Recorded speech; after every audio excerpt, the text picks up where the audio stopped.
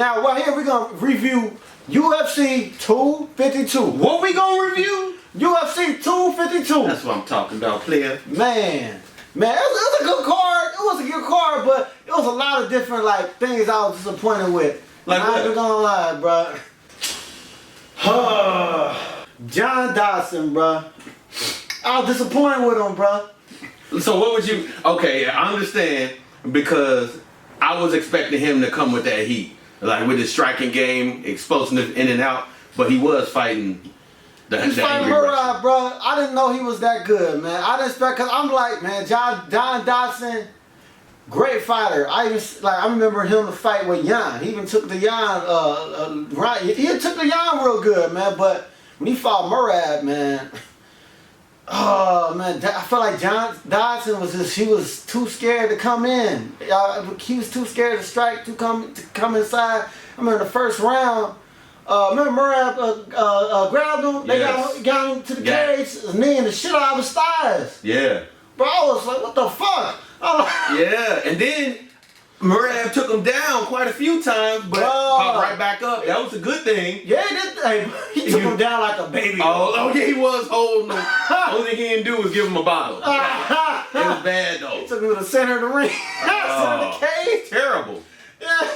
Oh man. At least it wasn't. Let me shut up. Right. Yeah. Weirdo. Anyway.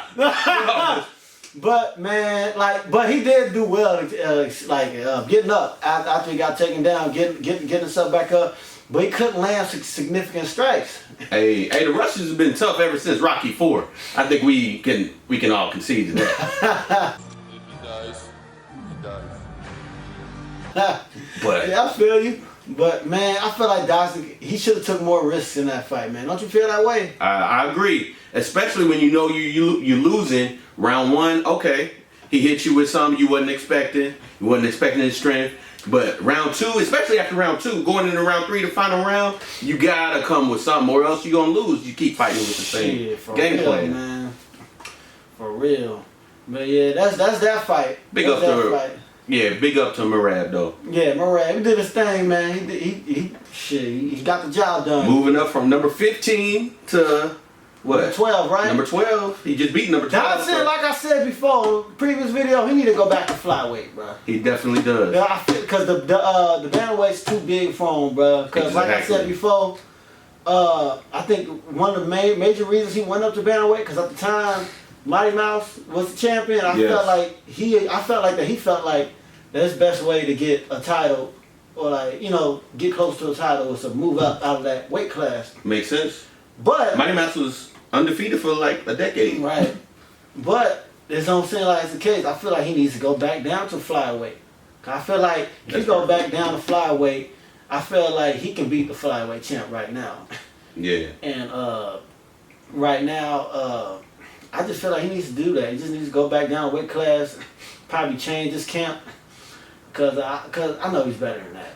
Definitely, he knows he's better than that. Way better than that. I expect more, but I'm pretty sure we're gonna see more from him later on.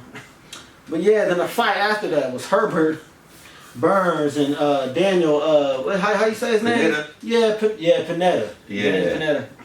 Daniel Pineda did his thing, bro. Yeah. Did his thing. Herbert. Round two. Round two. Got him the crucifix. Yeah, that was nasty. That was nasty. Hey, you know what? They both high-level jiu-jitsu practitioners, but he wasn't gonna lose. I think Herbert was actually more known for his jiu-jitsu, man. Yeah. I think he was he his jiu-jitsu black belt? Yes, he's a black belt, most definitely. But I just think Pineda didn't want to lose to a dude named Herbert. I know I wouldn't. Yeah, he was like, "Oh no, you ain't getting me." He was more aggressive. I know Herbert came into the fight. He came into the fight overweight. Yes, that's right. And he gave 20% of his purse.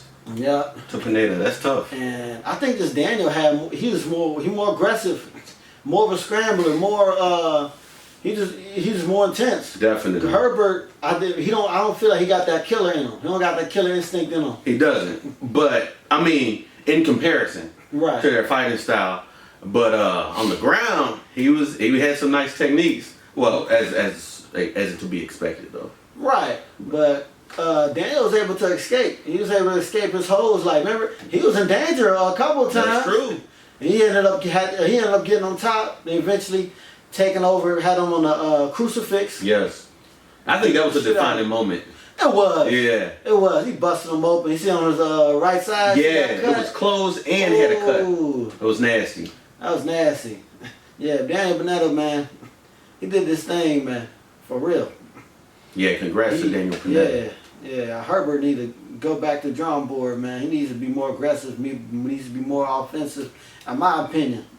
Well, a piece of the fight did cut off. Remember that? Yeah. Piece of the fight cut off. We was watching it. We was like, no. Right. I don't know if that was the Spectrum Internet or if that was just ESPN Plus. That was probably no. I don't got Spectrum. Oh yeah, you got that bullshit Internet, my bad. Bro, you should edit that out. Fuck it. Yeah. Yeah, but then the next fight was Junior Dos Santos and Rosa Strike. Yes, Junior Glassjaw Dos Santos. Yes, former champion. Man, I knew he was gonna get knocked out. I was like, what was that? What was that? No, that was second round. That was second round. Second round. I expected. I called it. I said, remember I said first, second round. Yes. Junior Santos get knocked out. Dos Santos looked good first. He did. Looked good. He always looks good. He looked intimidating. When he's striking. Right. He looked very intimidating. He's looking good. Rosa Strike, I felt like it was like he was scared to initiate the stand-up game. He was scared to initiate his strike. You think so? I think he was just cautious. In a way, cautious, scared, prudent, it's whatever. Oh, okay. Yeah. Okay. That's adjective, prudent. Prudent. Right. I think that's the best way to describe how he was. He was more prudent. Cause I felt like, okay, in this way I can understand because he understands that Junior Dos Santos boxing is really good. Mm-hmm. But Rosa Strike, he was a champion. He was a champion kickboxer. That's true. That's very true. High level. But I guess, he was waiting on the right moment to get him. Because he did anticipate in the right moment when he knocked him out with the, he hit him with two-piece, was it? Oh man, he took him down. Not took him down. He hit him with two strikes. Yeah. Then pretty much TKO'd him. Mm-hmm. And I'm like, man, I already knew Dos Santos was gonna lose. Yeah. Honestly, I thought the same thing.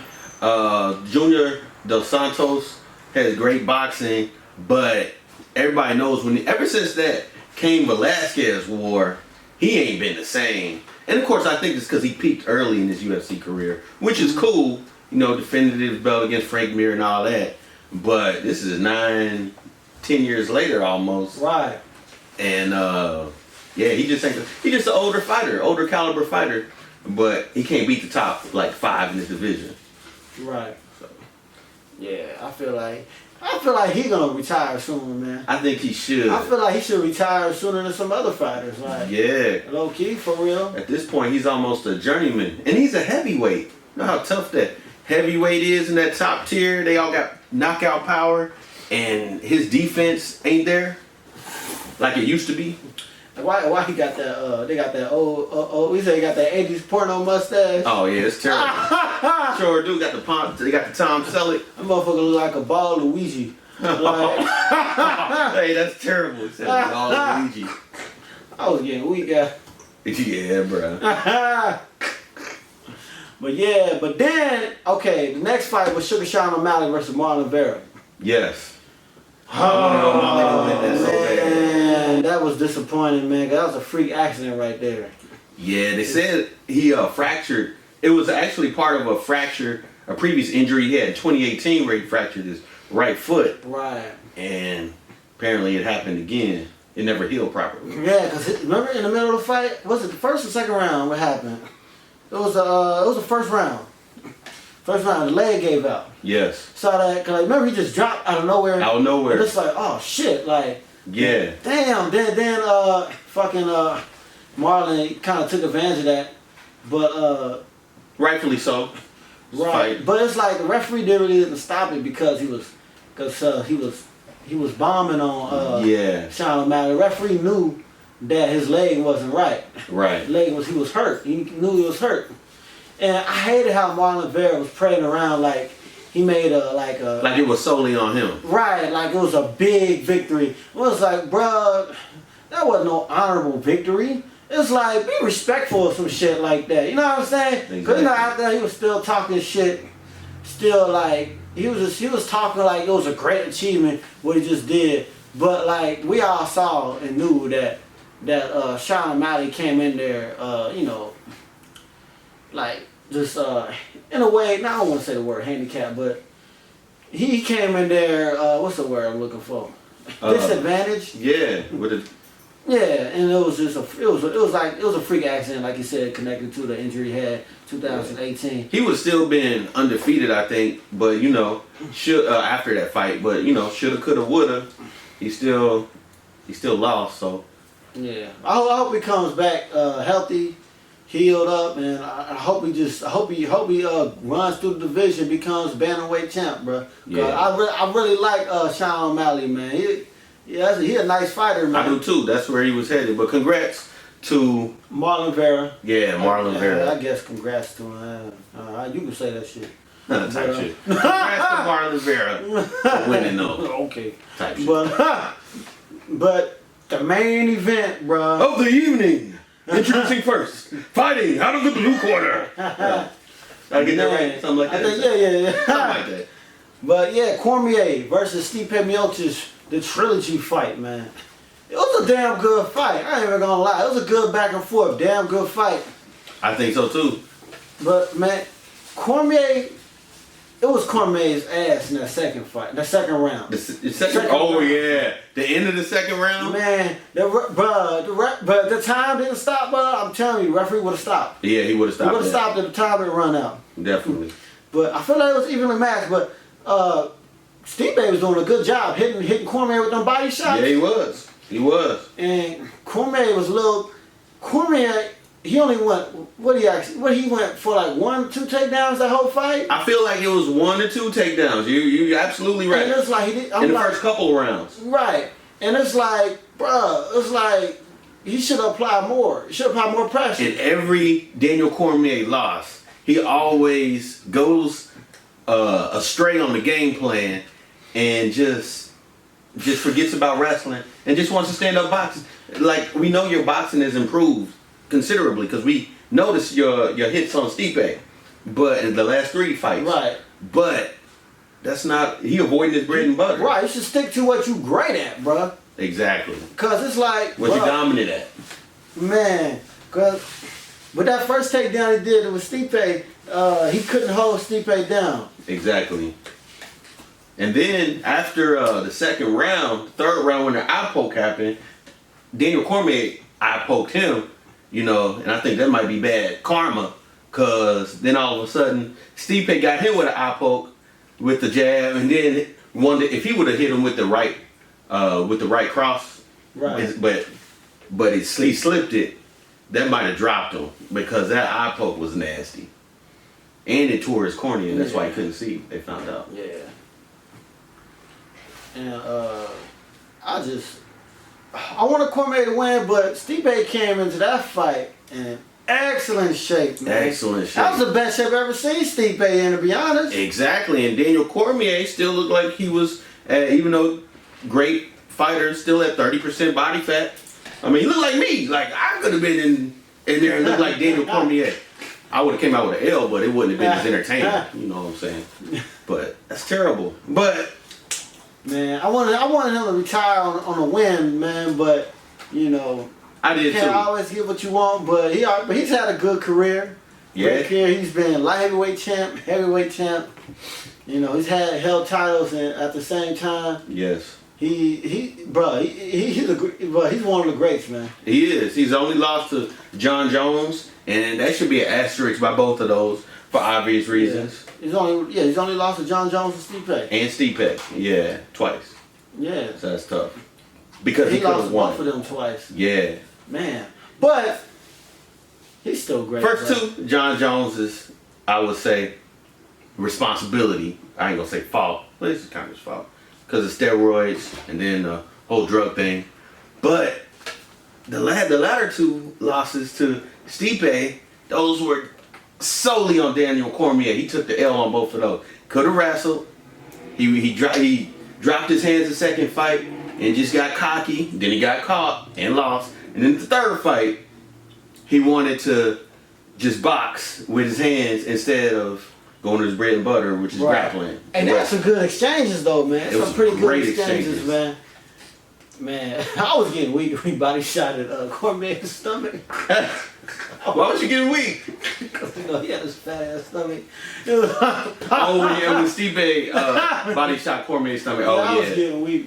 Yeah, that's, I don't know. Yeah. I just thought that was funny. No, that was funny. And then they did it in slow motion. It was like, but that's man, Stipe gonna go down as the greatest UFC heavyweight of all time. Yeah. And it seems like he did it kind of, I don't want to say easily, but I think Stipe, even though he's not the most athletic fighter in the heavyweight division or in the UFC period, it's just that when his team devises a game plan, I think he's just a hard worker, blue collar hard worker, and he just utilizes that game plan to a T. He's just disciplined. Yeah, very disciplined. Yeah, I think he's a disciplined, hard working man. He's like, as he's fighting, he's still a firefighter. Yes, and Daniel Cormier, I feel like he's just a talented individual. Even though like he might not come in tip-top shape or the shape that you would expect a heavyweight to be in, I think that even though he doesn't rely on his grappling and wrestling as much as he should, like his boxing, he just relies on all his other talents. And check this out, bro. He even does leg kicks now. Stipe, I think what he has an advantage over all the fighters he fought. Just he's always been a good lean heavyweight. Yeah. You know, he's always been that 230s range, 240s range. That's a good observation. But you know, to all the other heavyweights. Because all the heavyweights in UFC right now, you see like Daniel Cormier, you see Derek Lewis. Derek Lewis, yeah. Yeah. Mark Hunt. Mark Hunt. Yeah. What's bruh's name? He beat Alexander Gustafsson. Oh, who beat him? Alice Overeem. Didn't he beat? It wasn't Alice Overeem. Okay. That was your boy. He's still flabby though. Your boy, yeah, he flabby Overeem. too. Yeah, ever since USADA came, everybody gets smaller and flabby. What's that about? Yeah, we don't want to get into that. Oh, okay. But hey, if that's what they need, just fight. Like, no, I'm just playing. But who you talking about? The who fought Gustafsson? He was a jiu-jitsu artist, bro. You know, jiu-jitsu. That's Verdun. Yeah, your boy. Yeah. Verdun, yeah. Oh, he was looking better the previous fight. He was looking better the previous fight. Yeah. But you know what I'm saying though. A lot of heavyweights look just big, flabby, kind of chunky, the heavyweights, and like the best in shape heavyweights in the UFC right now is Stipe Miocic, Francis Ngannou. Wait a minute, is he heavyweight? Yeah, he heavyweight. Because John Jones, I don't know why he want to move up to heavyweight. Probably fight Stipe, but if he fighting Ngannou, we'll get to that. Yeah, we'll get to that. Yeah, we'll get to that. But but Stipe, Francis Ngannou, and Junior Dos Santos, like they're like the best. They're some of the best in shape UFC heavyweights in the time right now. So Stipe is, I felt he's always had the body and had the best body weight to move around properly and get the best of his opponents. I agree with that. Definitely. Yeah. Yeah.